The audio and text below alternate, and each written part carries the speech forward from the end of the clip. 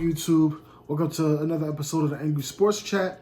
I am your host and Will, back with another video. Let's go! Earlier today, we got the news that Embiid lost to Jokic in the final running for MVP. Our very tried and true and trusty Woj reported it himself first, as always, and he's always right, as we know. So we went ahead, everybody's reacting to it.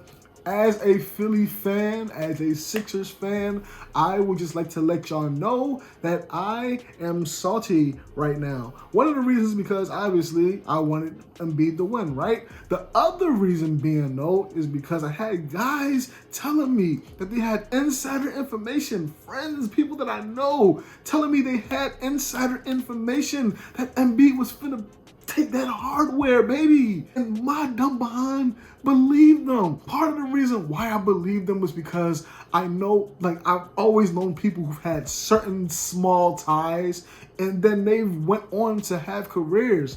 People have been getting careers that I know with the Sixers, right? So it's not an uncommon thing here in Philly. Like, people really be tied little ways, okay, to the Philadelphia sports team, and after that, then bam, they get an opportunity, and then they start climbing that ladder. Philly is just good like that when it comes to the Sixers. I don't know why. So with that in the back of my mind, I figured, okay, I'm hearing from multiple people that, yeah, Embiid is probably going to take this thing home. I'm like, okay, cool. I can get with that, and I really, really got behind it. So when I say I am salty right now, all bias aside, we're going to go ahead and we're going to jump really quickly into whether y'all believe that Jokic won it or not. Now, for Denver fans, obviously this isn't for you.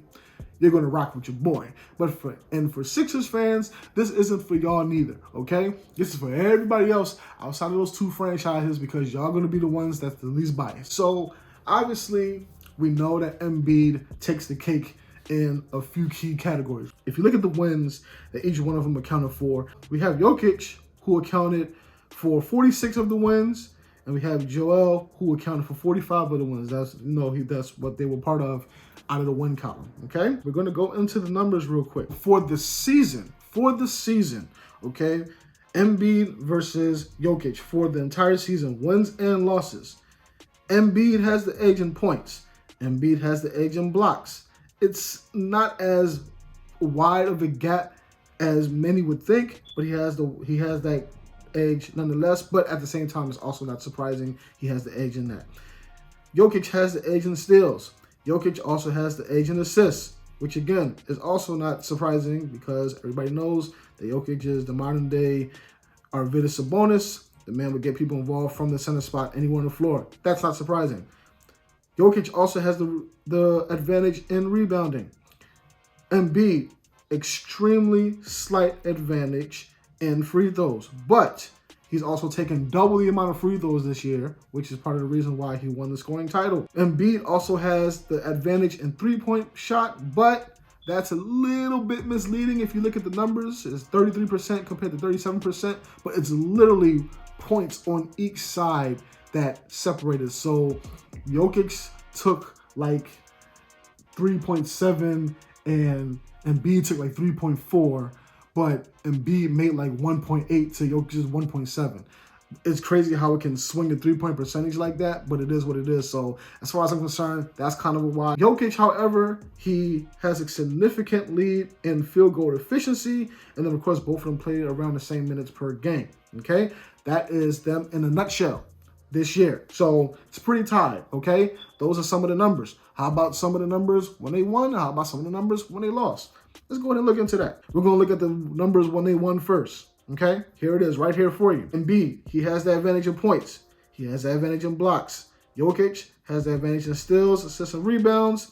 Embiid, advantage in free throws and three-point percentage. And Jokic, advantage in field goal percentage in each one of their wins. So it's pretty much the same across the board in the wins and in totals for what they put up across the season. Let's look at the losses.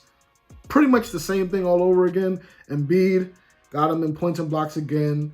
Jokic got him in steals, assists, rebounds, and then he edges him out in free throws on the losses side.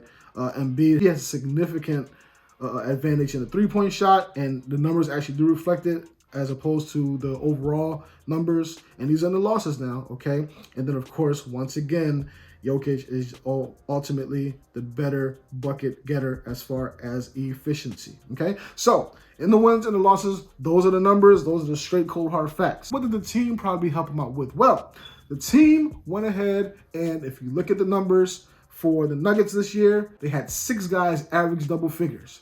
It's not a surprise because, once again, Jokic is there. When you go to the Sixers side of things, you have 5 guys average double figures for the season. But it's really only 4 because the one guy that averaged double figures was no longer the team, and the other guy that averaged double figures came. So, of course, we all know that was a trade that involved Drummond and Seth and the man that I'm not going to say his name. So, if you take away those 2 dynamics, okay, with Seth averaging his double figures and James averaging his double figures, that's only 4 guys per whatever you want to call it, right? So 6 guys for the Nuggets that average double figures for the season, 4 guys for the Sixers that average double figures for the season, okay? So that's what the team did.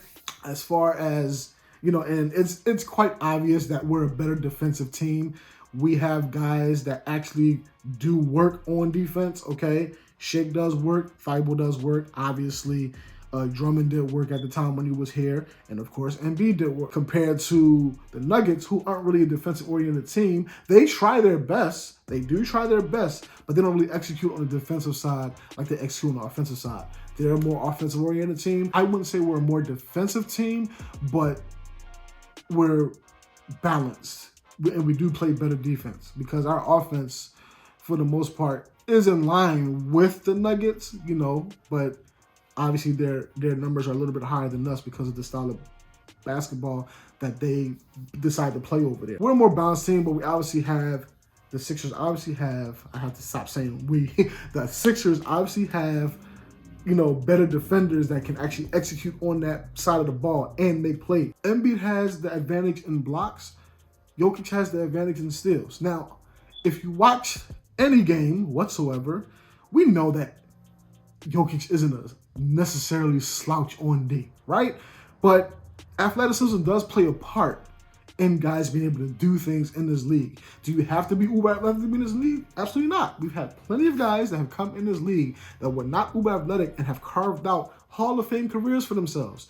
If you have any type of ability at all, okay, and you know the game, you will be successful. However, it is not a secret that if you have athletic ability and you're a bit more on the athletic side, that you can do some things that some other the lesser players can't.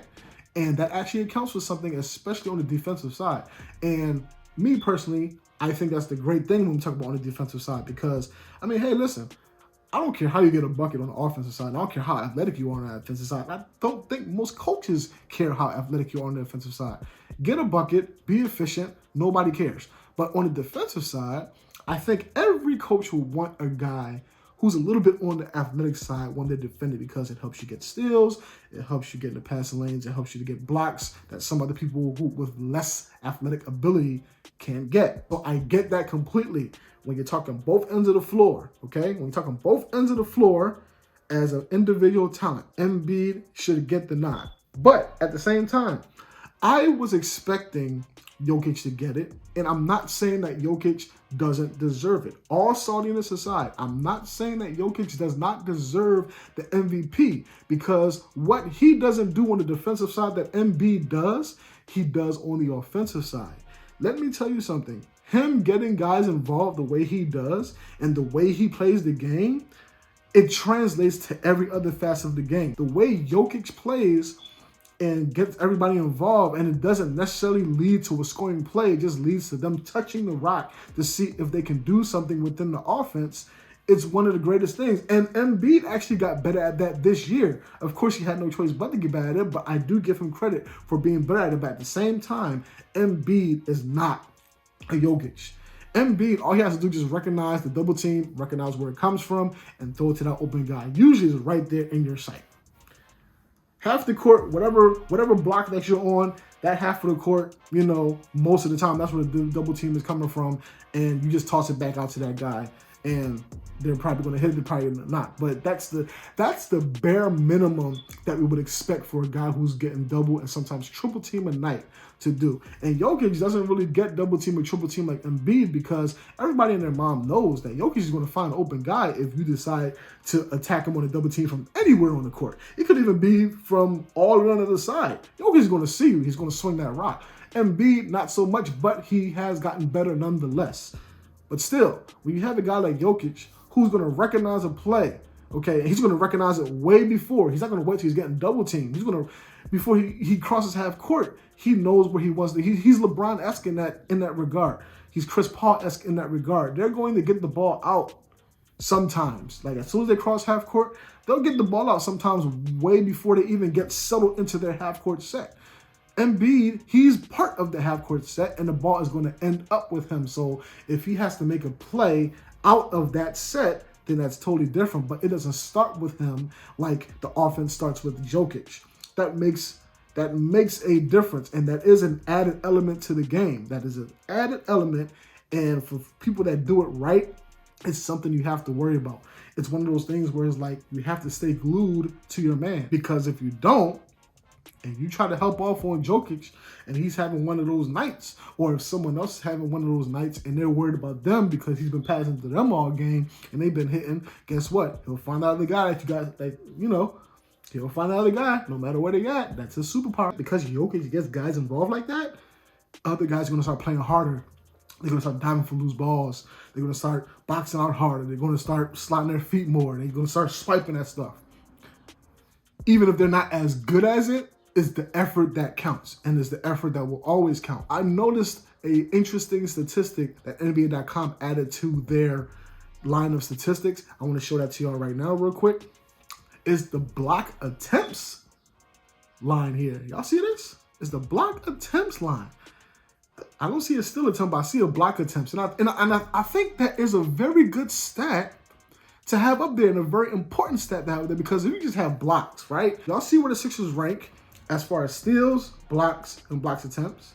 Here it is. And then y'all see where the Nuggets rank as far as steals, blocks, and blocks attempts. Now, I can see how that could be a stat, and it's a very useful stat because you're showing the effort is there to contest these shots. You see the Sixers as a whole, we'll pull it up again. You see the Sixers as a whole block more shots at a pretty significant rate as opposed to the Nuggets, but the Nuggets have a slightly higher block attempt rate than the Sixers. You see what I'm saying? Are y'all following what I'm getting at here? Because again, it goes back to how Jokic plays. He gets guys involved and it makes them want to be engaged on defense. It was the perfect example. Instead of worrying about you having to do so much on defense. So even though he's not putting up the defensive numbers that Embiid is, his play is making everybody else on defense be more engaged. And that's the only thing you can really ask for. Everybody's not going to be good on defense, and especially in the NBA, and especially the way they have the rules now. Everybody's not going to be good on defense, okay? But they got to at least give the effort. Once they give the effort, a coach can't ask for any more. A fan can't ask for any more. I firmly believe that the way Jokic gets guys involved makes them want to play hard for their leader in everything. They cut harder, they screen harder, and they defend harder. That is an asset. And it's just as good as Embiid being able to not only clean up shots when their player gets beat, but also every now occasionally defend some guards. Just last night, the man was switched on Oladipo on a couple of guards in a few situations, and he, sliding, the man slide like he Giannis or something like that. You know what I'm saying? And that's pretty impressive. The man is 6'11" or 7 foot, 280 pounds, and that's how he's moving. Okay, Giannis is 250. Okay, Giannis is lighter than a lot. He's strong. Okay, but he's not as heavy as Embiid is, and yet Embiid is able to defend some of these wing players out here. So listen, I get it. As far as the overall talent, yes, and the numbers, yes, Embiid.